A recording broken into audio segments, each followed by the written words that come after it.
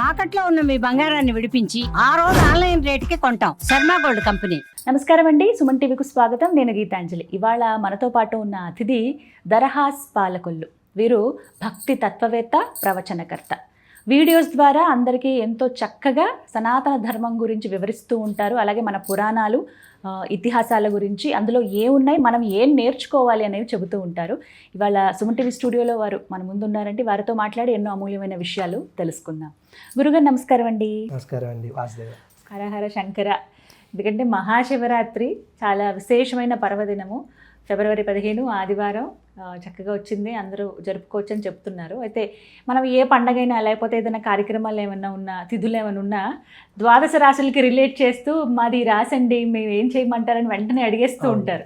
మీరు కూడా అలా అనుభవం ఉండుంటుంది మీకు కూడా కదా. మరి ఈ ద్వాదశ రాశుల్లో ముఖ్యంగా ఈ మహాశివరాత్రిని మీరు అసలు ఎలా ఉపయోగించుకోవచ్చు, ఎటువంటి ఫలితం పొందుతారు శివాభిషేకం ద్వారా, ఎవరెవరు ఎలా చేయొచ్చు? అద్భుతమైన ప్రశ్న అండి. అయితే ముందు మనకి ఏ రాశుల వారు శివరాత్రి రోజు అభిషేకం చేయాలి ఖచ్చితంగా అనే విషయం మనకు తెలియాలి. అంటే అసలు మనం ఏ రాశిలో ఎందుకు పుట్టామో, అసలు పుడితే ఎందుకు ఏం జరుగుతుందో తెలియాలి. ఇలా శివరాత్రికి లింక్ చేసే భాగవతంలో 4వ స్కందంలో దక్ష యజ్ఞం గురించి చెప్పబడింది. అంటే మనకి ఎవరో ఏదో కథ చెప్పారు, ఎవరో భార్య, ఎవరికో పిల్లలు పుట్టారు, వాళ్ళ పేర్లు తెలుసుకుంటే మనకేంటి అని మనకు అనిపిస్తుంది. కానీ వెనకాల ఉన్నటువంటి తత్వమును అర్థం చేసుకోవాలనే విషయం చెప్పాను కదా. అందుకే దక్షుడు బ్రహ్మకు పుట్టాడు, ప్రసూతి అనే ఆవిడ కూడా బ్రహ్మకే పుట్టింది. దక్షుడికి ప్రసూతికి ఇద్దరికి పెళ్ళయింది. దక్షుడు అనేటువంటి పదానికి అర్థం ఏంటో తెలుసుకోవాలి. ఇది తత్వం, అంటే మీనింగ్ తెలుసుకోవడం. అంటే అదేదో ఇంటర్స్టెల్లార్ సినిమాలో హ్యాన్స్ జిమ్మర్ ఒక మ్యూజిక్ కొడితే కొట్టిన మ్యూజికల్ బీచ్కి మధ్యలో గ్యాప్ టైం ఎలాప్స్ అనేటువంటి ఈక్వాలెంట్ అనే విషయాన్ని మన వాళ్ళు తెలుసుకున్నారు, అంటే దాన్ని డీకోడ్ చేశారు. అలా భాగవతాన్ని, భారతాన్ని, వేదాన్ని కూడా డీకోడ్ చేయగలగాలి. అలా డీకోడ్ చేసే పాయింట్లోనే దక్షుడు అంటే క్యాపబిలిటీ అని అర్థం, ప్రసూతి అంటే దక్షత, దక్షతలు అంటారు కదా. దక్షుడు అంటే క్యాపబిలిటీ అని అర్థం, ప్రసూతి అంటే డెలివరీ అని అర్థం. అంటే వీళ్ళిద్దరికి పెళ్ళయిందట. అంటే క్యాపబిలిటీ ఉన్నవాడే ఎగ్జిక్యూట్ చేయగలడు కదా. సో క్యాపబిలిటీ ఉండి ఎగ్జిక్యూట్ చేయగలిగే వాళ్ళిద్దరికి పెళ్ళయిందట. వీళ్ళిద్దరికి 16 మంది పిల్లలు పుట్టారట. ఎంతమంది పుట్టారు ఏంటి మనకేం తెలుస్తుంది అని. ఈ 16 మంది పిల్లల్లో ఒక్కొక్కరి పేర్లు చూడండి మీరు. ఒకరి పేరు శ్రద్ధ, ఒకరి పేరు మైత్రి, ఇంకొకరి పేరు దయ, ఇంకొకరు శాంతి, తుష్టి, పుష్టి, క్రియ, ఉన్నతి, అలాగే దాని తర్వాత మేధ, బుద్ధి, హ్రీ, తితీక్ష, అలాగే మూర్తి. ఇలా 13 మంది పుట్టారట. ఈ 13 మందే 13 తిథులకు అధిదేవతలట. ఈ 13 మందిని ధర్మరాజుకి ఇచ్చి వివాహం చేశారు. ధర్మరాజు అని మనకు భారతంలో కనిపించేటువంటి ధర్మరాజు కాదు, ధర్మమునకు రాజు. అంటే ఎప్పుడూ ధర్మాన్ని పాటించేవాడు ఎవరు? యముడు. చంపేయాలంటే చంపేస్తాను, చంపేద్దంటే చంపను. యముడు, యమము అంటే రూల్, ఎప్పుడు రూల్ని పాటించేవాడు అని అర్థం. యముడికి ఇచ్చి ఈ 13 మందిని పెళ్లి చేశారట. అంటే ధర్మముతో ఎప్పుడైతే వీరు ముడిపడి ఉంటారో వారు ఆ తిథుల్లో పుడతారట. ఈ చెప్పినటువంటి 13 పేర్లు అయితే ఉన్నాయో వారందరూ కూడా వరుసగా పాడ్యమి, విధియ, తదియ, చవితి, పంచమి, షష్ఠి, సప్తమి, అష్టమి లేదు, నవమి, దశమి, ఏకాదశి, ద్వాదశి, త్రయోదశి, చతుర్దశి. ఈ 13కి ఆ 13 మంది అధిదేవతలట. అష్టమి తిథికి అధిదేవత స్వాహాదేవి. ఆ స్వాహాదేవినే అగ్నిదేవుడికి ఇచ్చి పెళ్లి చేశాడు దక్షుడు. 14 మంది అయిపోయారు. 15వ కుమార్తె అమావాస్యకు అధిదేవత, ఆవిడ్ని పితృదేవతలకు ఇచ్చారు. 16వ తిథి ఆవిడే పూర్ణిమా తిథికి అధిదేవత, ఆవిడే సతీదేవి.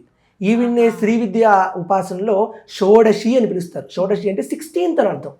ఆ సతీదేవినే శివుడికి ఇచ్చి వివాహం చేస్తాడు దక్షుడు. ఇక్కడ దాకా కథ. కానీ దీంట్లో మనం ఏం తెలుసుకోవాలి?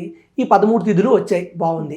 సతీదేవి శివుడిని పెళ్ళాడుట. అంటే సతీదేవుడు అంటే మనందరం జీవాత్మ.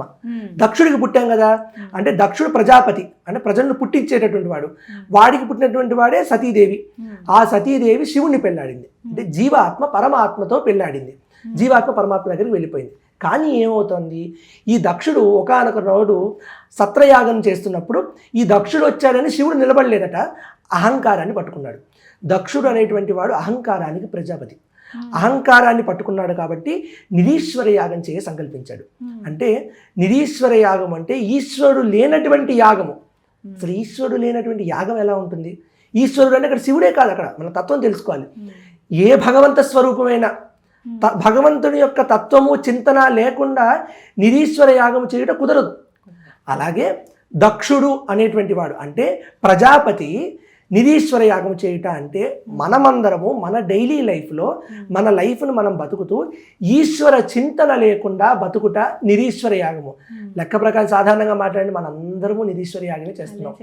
ఏదో అప్పుడప్పుడు పండగలు వచ్చి ఏదో అప్పుడప్పుడు ఏదో చేస్తే అప్పుడు కూడా ఎస్థెటిక్స్ కోసమో మిగతా వాటి కోసమో ఫోటోలు దిగుతూ పెడుతున్నామే తప్ప నిజంగా ఈశ్వర చింతనతో దైవ చింతనతో దైనందిన జీవితం బతుకుతున్నామా అని మనం ప్రశ్న వేసుకోవాలి. దక్షుడు ఆ ప్రశ్న వేసుకోలేదు. వేసుకోకపోగా ఈశ్వరుడు లేని యాగాన్ని చేస్తానన్నాడు. ఆ యాగం ఏం లేదు, మన జీవితమే. నిరీశ్వర యాగము చేయుట అంటే మనం ఈశ్వర చింతన లేకుండా బతుకుట. దక్షయజ్ఞం ఏమైంది? సతీదేవి అక్కడ దహించుకుపోయి ఈశ్వరుడు వీరభద్రుని సృష్టించి దక్షయజ్ఞాన్ని మొత్తము నాశనం చేశాడు కదా. అంటే నిరీశ్వరంగా మనం బతికితే సతీదేవి అంటే మనలో ఉన్నటువంటి ప్రాణశక్తి, ఆ ప్రాణశక్తి పైకి వెళ్ళిపోతుంది. అంటే వెళ్ళిపోతుంది ఆవిడ. శక్తి లేనటువంటి మన స్వరూపం ఏమిటి? శివంలో శక్తి తీసేస్తే శవమే. అంటే మనిషి మృత్యువును పొందుతాడు. మృత్యువును పొందితే మళ్ళీ ఈ పుట్టినందుకు వాడికి ఏమి సార్థకత రాలేదు కాబట్టి మళ్ళీ పుడతాడు. పునరపి జననం పునరపి మరణం పునరపి జనని జఠరే శయనం ఇహ సంసారే బహుదుస్తారే కృపయాపారే పాహిమురారే. ఎప్పుడైతే ఈ సంసారం అనేటువంటి సాగరాన్ని నేను దాటలేకపోతున్నాను, పాహిమురారే నీకు దండం పెడతాను నన్ను తీసుకెళ్ళిపో అనేంత వరకు, అంటే ఎప్పుడైతే మనిషి ఈశ్వర యాగాన్ని చేయ సంకల్పిస్తాడో అప్పటి వరకు కూడా మనిషి మళ్ళీ ఈ సైకిల్లో బతకాల్సిందే. ఈ విషయాన్ని చెప్తుంది దక్షయజ్ఞం. అయితే దక్షుడు తనని తెగ నరికేశాడు వీరభద్రుడు. తెగ నరికేశాక అక్కడ శివుడు దక్షుడికి తిరిగి ఒక గొర్రెతలను అతికిచ్చాడు. గొర్రెతలను అతికించడము అంటే మేషరాశి మొదలు, అంటే సంవత్సరం అలా మొదలైందట. దక్షుడు మొత్తాన్ని సంవత్సర పురుషుడుగా అనుకుంటే తల మేషరాశి కాబట్టి సంవత్సరం మేషరాశితో మొదలైంది. అలా ఏర్పడినవే 12 రాశులు. దక్షుడికి 13 మంది కుమార్తెలు అని చెప్పాం. ఇద్దరు ఇంకో ఇద్దరిని వేరే వారికి ఇచ్చారు. ఈ 15 మందే 15 తిథులు. అలాగే దక్షుడికి 27 నక్షత్రాలు 27 కుమార్తెలు ఉన్నారు. ఆ 27 కుమార్తెలే 27 నక్షత్రాలు. దక్షుడి యొక్క శరీరమే సంవత్సరము. ఇలా సంవత్సరాన్ని 12 రాశులుగా విభజించి ఆ సంవత్సరంలో ఆ టైంలో ఏ టైంలో పుడితే ఫలానా రాశి అని ఫలానా నక్షత్రాన్ని చెప్తున్నాం. అయితే జ్యోతిష్ శాస్త్రము ఏ రాశి వారు ఎలా ఉంటారు అని ఎందుకు చెప్తున్నది అంటే అర్థం చేసుకోవాలి. ఇవన్నీ ప్లానెట్స్. లాజికల్గా ఆలోచిస్తే ఎక్కడో దూరంగా ఎక్కడో ఉన్నటువంటి సెలెస్టియల్ బాడీస్ మన మీద ఎఫెక్ట్ చూపిస్తాయా అంటే లాజికల్గా మనకు కరెక్ట్ అనిపించదు. కానీ సైన్స్ ఏం చెప్తోంది? ఎక్కడో ఉన్నటువంటి మూన్ యొక్క గ్రావిటేషనల్ పవర్ వల్ల భూమి మీద ఉన్నటువంటి సముద్ర జలముల్లో అలలు పుడుతున్నాయి. అందుకే అమావాస్య పౌర్ణములప్పుడు సముద్ర తీరాలు అవి అనకూడదు అంటారు. అంటే దెర్ ఈజ్ అన్ ఎఫెక్ట్. మనకు కనబడకపోయినా గ్రావిటీ అనేటువంటి గురుత్వాకర్షణ శక్తి మనకు కనిపించకపోయినా ఆ కనిపించని దారముతో ఒక ఎఫెక్ట్ అనేది పడుతోంది. కానీ గ్రహములు ఏమి చేస్తున్నాయి అంటే గ్రహములు ఏమీ చేయవు. ఎందుకంటే ఈశ్వరానుగ్రహం ఉంటే ఏ గ్రహం ఏమీ చేయలేదంటారు. ఎందుకంటే ఈశ్వరుడు మన యందు కృపాకటాక్షములు ఇచ్చుటకు మన పాపపుణ్యములను పట్టి బేరీజు వేసి మనకు ఏమివ్వాలి అనేటువంటి విషయాన్ని చెప్పడం కోసం మాధ్యమంగా వాడుకున్నటువంటివే గ్రహాలు తప్ప గ్రహములు వాటంతట అవి ఏ కర్మలను ఉద్దేశింపవు. ఈ విషయం తెలుసుకోవాలి. ఎందుకంటే మన వారు తెలియకుండా శనీశ్వరుడు అంటారు. శని ఈశ్వరుడు కాదు, శనైశ్చర. శనై చరహ శనైశ్చర. శనై అంటే మెల్లగా మందకొడిగా వెళ్తున్నాడు కాబట్టి శనైశ్చరుడు అని పేరు. ఎందుకంటే ఇది సైన్స్. సాటర్న్ సన్ చుట్టూ తిరగడానికి 30 సంవత్సరాలు పడుతుంది, ఎర్త్కి సంవత్సరమే పడుతుంది. రిలేటివ్గా చాలా స్లోగా తిరుగుతున్నట్టు కదా, అందుకు శనైశ్చర అన్నారు. ఈ ప్లానెట్స్ ఏవి ఈశ్వర కారకత్వములు కావు, ఈశ్వరుడు స్వయం ప్రకాశించు. ప్లానెట్స్ ఏవి కూడా సెల్ఫ్ లూమినిసెంట్ కాదు కదా, సూర్యుడి యొక్క వెలుగు వీటి మీద పడి అవి మనకు రిఫ్లెక్ట్ అవుతున్నాయి. సో ఈశ్వరానుగ్రహము పొందుటకు మనం ప్రయత్నించాలి తప్ప ఈ గ్రహకారకత్వముల గురించి మనం పెద్దగా పట్టించుకోవాల్సిన అవసరం లేదు. కానీ భక్తి కన్నా భయమే ఎక్కువ. సో ఈ సంవత్సరంలో మనం చూసుకుంటే ఏలిన నాటి శని ఉన్నటువంటి వారు కొన్ని రాశులు ఉన్నాయి. మీనము, మేషము, కుంభము, అక్వేరియస్, పైసెస్ అండ్ ఏరీస్. ఈ 3 రాశులు ఉన్నాయి. అంటే ఈ 3 రాశుల్లో చంద్రుడు ఎవరికైతే ఉన్నారో వారికి ఏలిన నాటి శని నడుస్తుంది. అలాగే వీరందరూ కూడా శనైశ్వరుడు మాకేమో కష్టాలు ఇచ్చేస్తారేమో అని భయపడుతున్నారు కాబట్టి భయం పోగొట్టుకోవడానికి అభయముద్రనిచ్చేటటువంటి ఈశ్వరానుగ్రహం కోసము రుద్రాభిషేకము తప్పనిసరిగా ఈ 3 రాశుల వారు చేస్తే అత్యంత శుభమైనటువంటి ఫలితం దక్కుతుంది. అయితే మిగతా వాళ్ళు చేయకూడదా? మిగతా వారు కూడా చేయాలి. కానీ ఈ ముగ్గురు ఖచ్చితంగా చేసి తీరాలి. ఎందుకంటే ఇది భయంతో కాదు, భక్తితో చేయాలి. ఎందుకంటే స్వామి ఈశ్వర గ్రహముల యొక్క కారకత్వమును నా యందు ప్రకాశించుటగా అనవసరము, కానీ ఈశ్వరానుగ్రహముగా వెనక నుండి ఈ గ్రహములను కూడా నడిపించేటటువంటి నీ తత్వం ఏదైతే ఉందో అది తెలుసుకునే ప్రయత్నం నేను చేస్తున్నాను. తెలుసుకోవాలని నేను ప్రయత్నించే లోపు నాకే కష్టాలు రాకుండా చూసుకో. అంటే కష్టాలు రాకూడదు అంటే నేను ఇంత చేశానని నాకు కష్టం వస్తుంది అంటే, మనకి ఒక చిన్న 5 ఏళ్ల పిల్లాడికి ఒక చిన్న బొమ్మ దొరికితే చాలా అనిపిస్తుంది.